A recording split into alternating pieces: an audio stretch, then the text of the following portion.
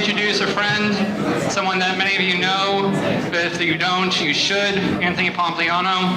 Anthony has been integral in the space, in the crypto asset space for quite some time, has come up with memes that have gone to be quite viral.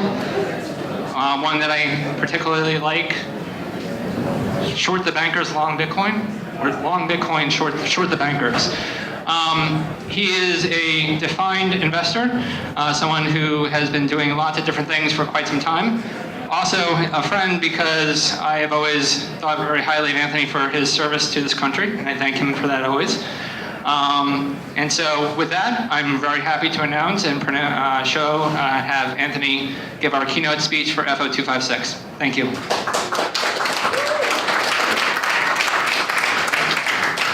Can you guys hear me? There's this better. This better? Yeah. I'm going to go through a whole bunch of stuff today. I essentially think that 95% of people in this industry are completely wrong and are going to lose a lot of money, right? And the reason is for two things. One, if you hear somebody pitch, I have a blockchain startup that does X, or I have a decentralized Y, or they start with anything like that, turn and run as fast as you possibly can, right? And the reason is because they're thinking about this completely wrong and they're likely not to be successful. And the reason that we get to that conclusion is nobody pitches companies in the non-crypto world as I have an Excel spreadsheet company that does X, or I have a MongoDB company that does Y, right? You don't start with technology. You have to start with problems, and you have to start with trends and actually creating value by creating a solution or a product, right? And so in Q1 last year, my business partner Jason Williams and I, we sold our venture capital fund to Morgan Creek. Combined, we created Morgan Creek Digital. It's a new legal entity. Together with Mark Yusko, Morgan Creek's founder, we manage about $1.5 billion. We are the only asset managers in the space that have capital from public pensions. Our venture capital funds also have university system, a hospital system, an endowment, and a private foundation. And the reason why they gave us capital is for two reasons. One, the team that we've assembled is very unique in that we have folks on the team who have managed $10+ billion. They've managed hundreds of funds. They've been in the institutional world. They've run the institutions, right? Mark ran the UNC endowment, and they've seen this movie before. When Mark took over the UNC endowment in late 97, early 98, UNC's endowment was in the 84th percentile of performance. They had 1% allocation to alternatives, and the public markets were overvalued. In a 2-year period, he took them from 1% alternatives to 50%, and they jumped from the 84th percentile to the 5th percentile performance in the country. They went through 2000 to 2002, and they didn't lose money. Most endowments in the country were down over 25%. If you think of today, we're probably in the same situation. Most institutions have very low allocation to alternatives. Public markets are overvalued, right? And it is likely that over the next 2 to 5 years, there's going to be some sort of recession or downturn, and we're going to see significant losses in these institutions. Japan, which has the largest pension fund in the world, lost $136 billion in Q4. They're down 9%. Think about that. The most conservative investors in the world are down 9% in a 90-day period. There is a lot of trouble ahead. And we think that getting people out of the public markets and into alternatives is a huge piece of saving this. So Mark's got that experience. Jason previously built and sold a company for $500 million, 1,400 employees in the healthcare space, and I ran a number of product and growth teams at some of the largest technology companies in the world. And then we also have Chris King, who works with us on the digital assets team. The reason why everyone's wrong in crypto is because it has nothing to do with crypto and has nothing to do with blockchain. What we all are investing in, or should be investing in, is the digital world, right? Blockchain is just a technology, but this shift has happened before. What we started with was analog world. Until the 1970s and 80s, every single asset was physical. You had a physical asset, and you traded those physical assets with people who were in close proximity to you. So I could hand you a physical US dollar, I could hand you a physical deed to my property, I could hand you a physical stock certificate. And that's how everything was traded. right? And the reason was because there was no technology, you couldn't actually do more efficient cross-border trading, etc. So physical proximity drastically limited the trading you could do because all the assets were physical. But we realized that we wanted to do more trading. We wanted to be more efficient. We wanted to do more cross-border transactions. And so there was this advent of the electronic world. What the electronic world simply is it's ones and zeros on a computer screen that we trade around, but they aren't assets. They're electronic representations of the physical assets. So when you buy and sell a stock, all you're doing is you're buying an electronic CUSIP that represents the physical stock certificate that's sitting in custody. When you trade and you actually send money to somebody, you're not sending physical US dollars, you're sending an electronic representation and the banks then settle. That's why we have 2-3 day settlement times, because the physical assets still take multiple days to settle on the transaction, but we're trading electronic CUSIPs. So this electronic age, we went from that physical analog world to the electronic age, there was massive value creation. Pretty much every fintech company you know today has been able to capture that movement, right? The internet, E-Trade, all these things, they went from the physical world to the electronic world, trillions of dollars of value was created. But today, in the electronic world, humans run that world. And that world is somewhat efficient, but we're moving to a world that's actually not run by humans. We're moving to a world that's run by machines and algorithms. And those machines and algorithms can't use the analog or the electronic world assets. They're actually incompatible technology with the machines and the algorithms. And what I mean by that is, when a machine wants to do microtransactions, they can't use the legacy financial system. They can't use the analog assets. They can't use the electronic assets because there's too much time delay for the physical settlement of the asset. We need new assets, right? And in this digital world, there's one country. There's no borders, right? 4 billion people live in this digital world. They enter it through these interfaces on the right with or on the left with the computer or your phone. And once you enter that world, we all abide by the same rules, and the machines and algorithms create the default state of automation, right? That is what we're talking about here. We're not talking about crypto, we're not talking about blockchain, we're talking about automation. But in order for automation to happen, we need 3 things. We need digitally native assets, we need digitally native accounting, and we need digitally native contracts. The reason why we manage institutional capital from investors that no one else has been able to unlock is because of the team and because we understand this. And we need everyone in crypto to start to understand this, because we need every single other investor to be able to walk into those institutional capital allocators and get them to give them money, but they won't be able to do it unless they understand this one framework. And so what do I mean by this? The machines don't want those legacy assets. They can't use the analog assets, they can't use the electronic assets. They need digitally native assets. A digitally native asset is something that's created in the digital world, it exists solely in the digital world, it's transacted in the digital world, it's custodied in the digital world, and it is legally compliant in the digital world. There is no physical asset that it is tied to, right? Electronic stock certificate, for example, I trade the CUSIP, but it's still tied to the physical stock certificate in custody. When I have a digital security, digitally native stock certificate, everything is in that digital world. There is no physical piece of paper. There is nothing tied to the physical world. What it does is it allows the machines, the algorithms now to use these assets in order to create an automated world. But a digitally native asset is a computer file, right? We've never had a computer file that could represent a financial instrument for one reason. We had the double spend problem. And so if you think of computer files, we've had computer files of value for a long time. Take music, for example. If I have a music file and Tyrone wants to listen to the same song, he says, hey, send me the song.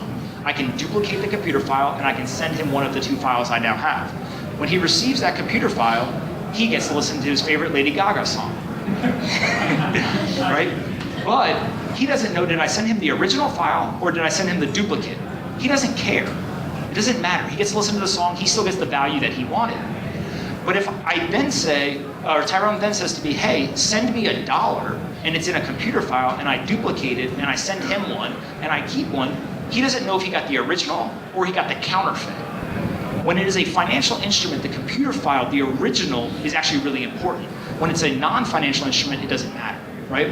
So to have a digitally native asset, we've had plenty of them. Every single one of you have one in here. You have Starbucks credits on your phone, you have AWS credits to use their services, right? All this stuff.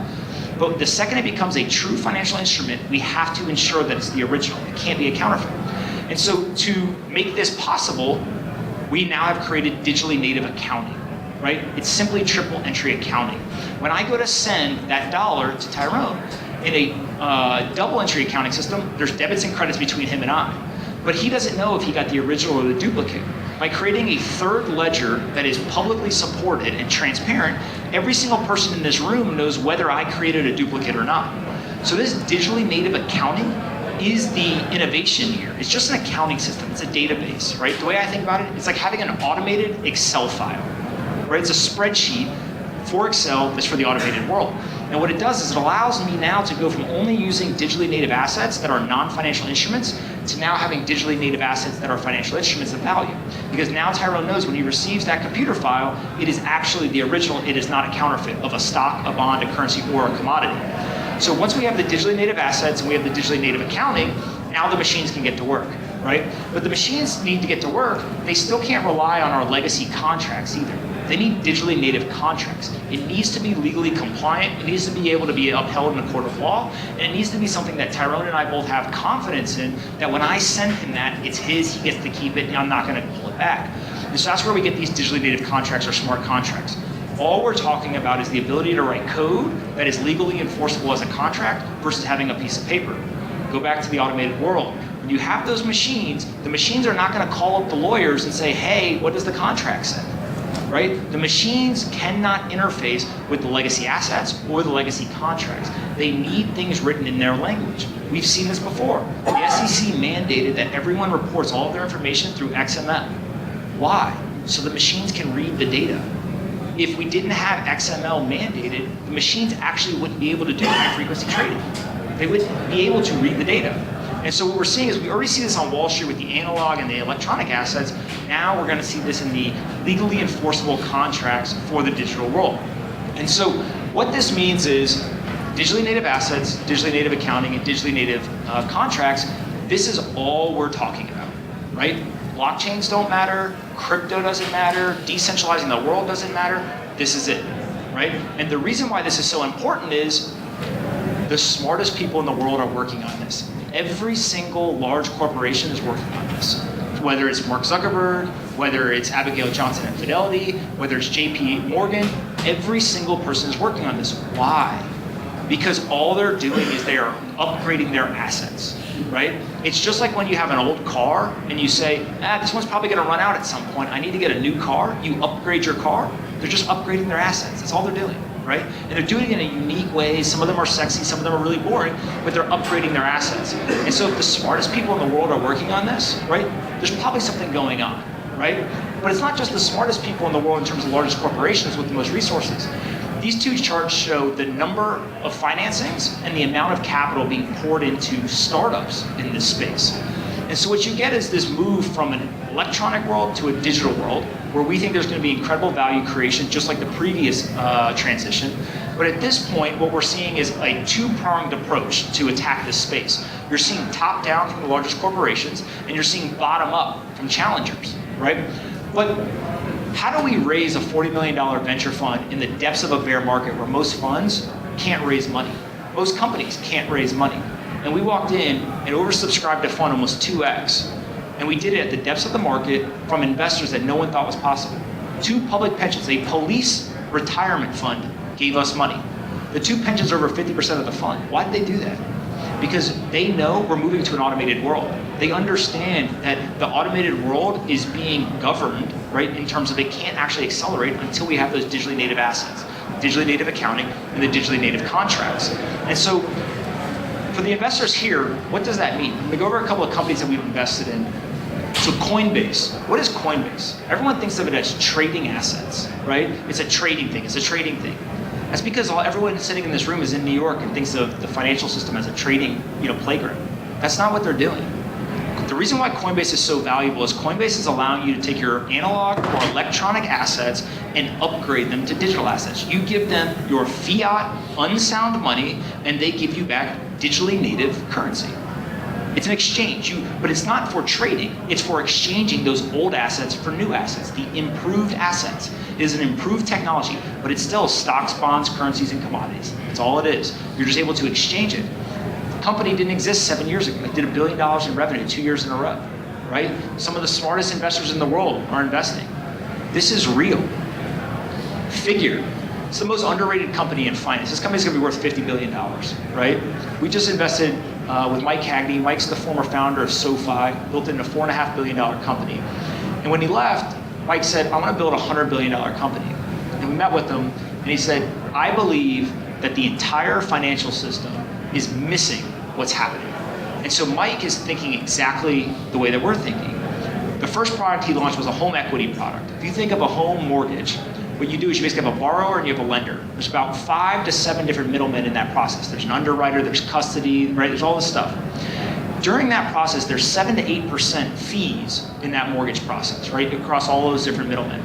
Mike has written software to automate that process. He takes all of those middlemen out of the process, and he is the single middleman.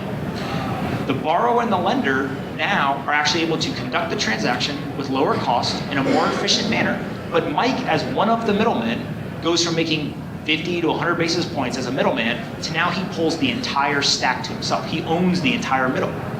But he's compressed the fees from 7 to 8% to, let's say, 5%. But again, what is he doing? He is taking analog and electronic mortgages and he's upgrading them to be digital mortgages. That's it. He's just upgrading the same asset. Exactly the way you think of as a mortgage, that's what he's giving people. And the way that he's doing it is in a very unique automated fashion with software, because again, now that we have a digitally native asset, the mortgage is digitally native. There's no physical paper, there's nothing that it's tied to. He's able to do it faster, cheaper, and he gets a higher rating on the credit. So this is really important.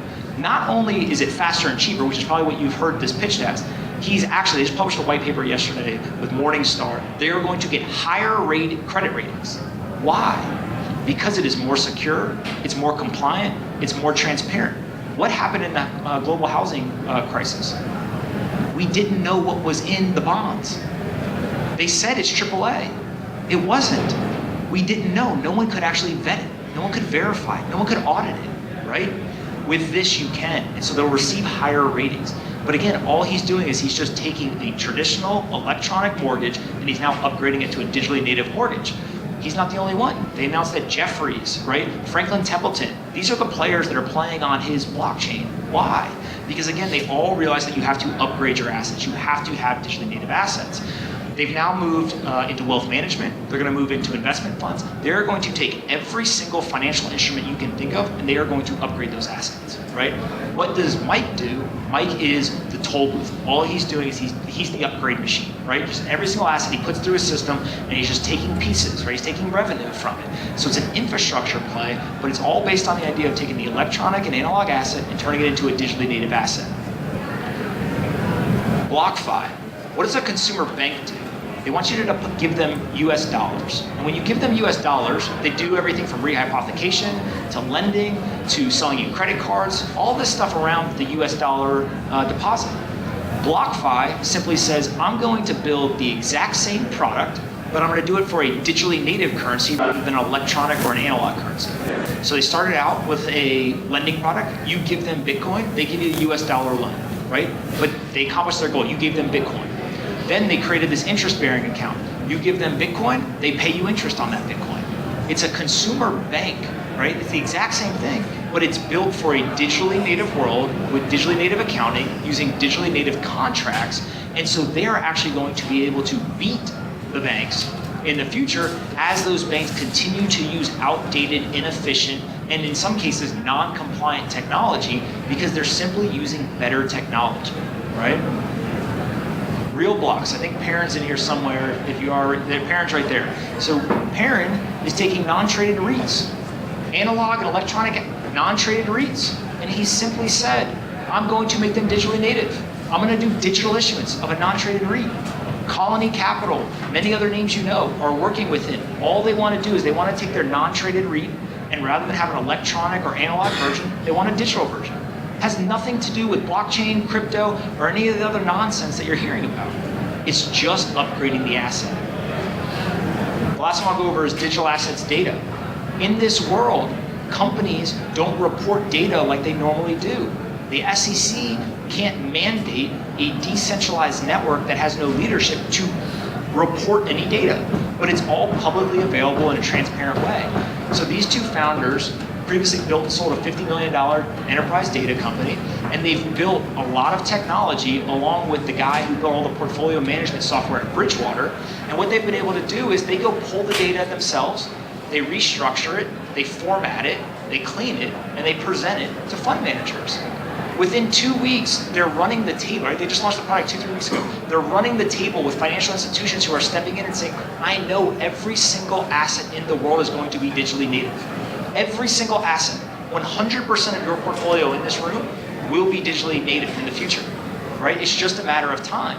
And these types of companies are way ahead of the curve, and so are the financial institutions. They realize they can't do it themselves, and so they're partnering with them. And the last company I'll talk about is Bitwise. Again, if there's going to be a bunch of digitally native assets, well, we probably are going to want people who want to get passive exposure, right? They're going to say, I don't know how to pick what the digitally native stock, the bond, the currency, or the commodity, if it's going to go up or down. All I want is passive exposure. I want to be the vanguard of digitally native assets. And so, again, they've raised from some of the best investors in the world. The team is incredibly talented. They built the first crypto index. They built the largest crypto index. They're one of 2 organizations that are still in the hunt for the Bitcoin ETF, right? All we are doing is we are following the talent. The smartest people in the world are building this stuff, but the conversation currently is completely skewed, right? The reason why everyone else is wrong is because they're telling you to go trade. They're telling you about crypto. They're telling you about Web3. It's all bullshit. None of it is right. It's about digitally native assets. And the companies that are being successful, the companies that are actually building stuff, that actually have people using it, are the ones that understand this. If you look at every single decentralized network that is doing any sort of lending, Figure, which is 14 months old, 100 employees, raised $120 million, DST Global, DCM, Ribbon, right? The best investors in the world. They're already bigger and more used than all of the decentralized products together. How is that possible? It's because the other people have the wrong strategy, right? The key to investing is to do something different than everybody else and to be right. And we've literally been as patient as possible and prided ourselves on doing that. And so far, what happens is these companies are worth hundreds of millions of dollars. Many people don't know these 2 facts. If you bought Bitcoin on any day in the last 10 years, pick any day you want, and you held it for 3.5 years, you made money. It could be any day. Just hold money, right? The second thing, if you invested in the equity of Bitmain, Binance, Coinbase, Kraken, etc., all these infrastructure companies, and on the same day bought Bitcoin, the best performing asset over the last 10 years, the equity investment outperformed the appreciation of Bitcoin's price. The liquid crypto is a fool's game. The equity investments are driving home the narrative. This time is not different. It's never different. Investing in talent, following the money, and owning assets is where value is created. So I'll stop there, and I'll take a bunch of questions if you guys want, or you guys can go eat lunch.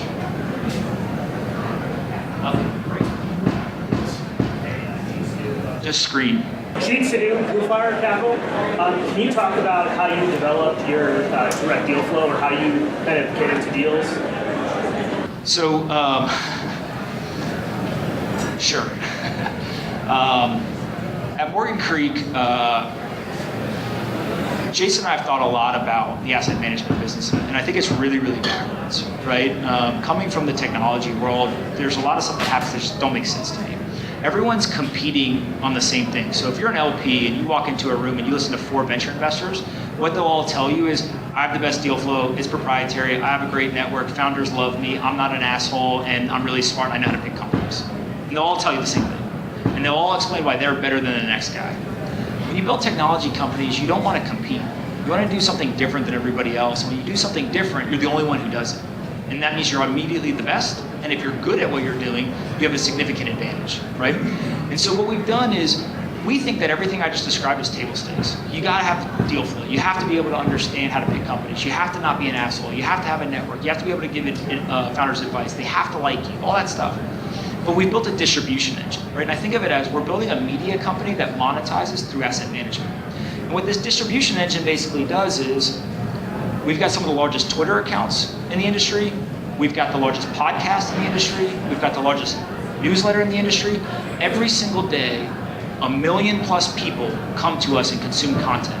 It is habitual. They listen to what we are saying because we are reporting the news, we are giving them insight, we're creating content that they find valuable and educational. Well, then we're doing this every once in a while. Some of our companies come to us and say, I have an announcement. I have something to say. I want somebody to know what I'm doing. And we take those companies and we put them through the distribution engine. So if you take BlockFi, for example, a couple of weeks ago, many of you know they launched the BlockFi interest account, that interest product. And they called me up 2 weeks before and they said, hey, on this date, we're going to launch this thing. Can you help us? And we said, we'll turn the machine on. On the day of launch, we took that company, we put it through the distribution engine, we crashed their website within 45 minutes. They had $10 million deposited in the beta. Within 2 weeks, they were over $45 million, right? The advantage is not in picking companies, not being an asshole, having founders like you. The advantage is in doing something that nobody else can do. And so what does that do? When we did that for BlockFi, guess what happens? All of a sudden, every other founder who saw us do that for them comes to the top of the funnel and says, oh my God, I would love for you to put me through the distribution engine. And so I tweeted out a week and a half ago, I said, I'm looking to make a pre-seed investment in the next 3 weeks, right? 2,000 companies inbound. That's more companies than most crypto firms will look at this year off one tweet, right? It is a significant advantage because investing comes down to two things. You gotta see everything and then you gotta get the deals that you like, right? Most people aren't seeing everything, so if we can just see everything, there's an advantage. And then if we can win what we want because of this distribution engine, we've got a significant advantage. What else? Besides marketing and capital, where do you spend most of your time actually helping the founders? Where do you spend most of your time helping the founders outside of marketing and capital? I don't believe in helping founders, right? And what I mean by that is I tell our founders, when I bet on you, you have to figure it out, right? In our first fund, Jason and I, we invested in 64 companies. We're the first investor in 62 of the 64 companies. 5 of those companies are now worth over $100 million, right? 3 of the 5, the founders are not building what they told us they were going to build, right? Investing in general, especially in the early stage, is about just backing the right entrepreneur, and they have to figure it out. They know more about the industry than I do. They're there every day. We have to back the right person, right? Now, will they call us and ask us, hey, what do you think about this? How do you do this? Of course, right? Look, Jason will never get enough credit. He built a $500 million company, 1,400 employees, with 120 retail locations across the US. The guy knows how to build companies, right? So will they call him and say, hey, I need to hire a COO. How do I do that? Of course. But any investor can answer that question. Right? We don't think that that's special. We actually think that investors who can't do that shouldn't be investing. And so it comes down to, for the founders, our job is to make sure that people know about them and we drive momentum. Because when you have momentum, it allows you to acquire users, hire, fundraise, and get media attention. That's what building a company is about. It's about momentum, right? And so if we can drive that momentum for them because of the distribution, all the other stuff gets solved, right? When people have this inevitable feeling that you're going to be successful, it becomes exponentially easier to build a company. Anything else? No? Awesome, thank you guys.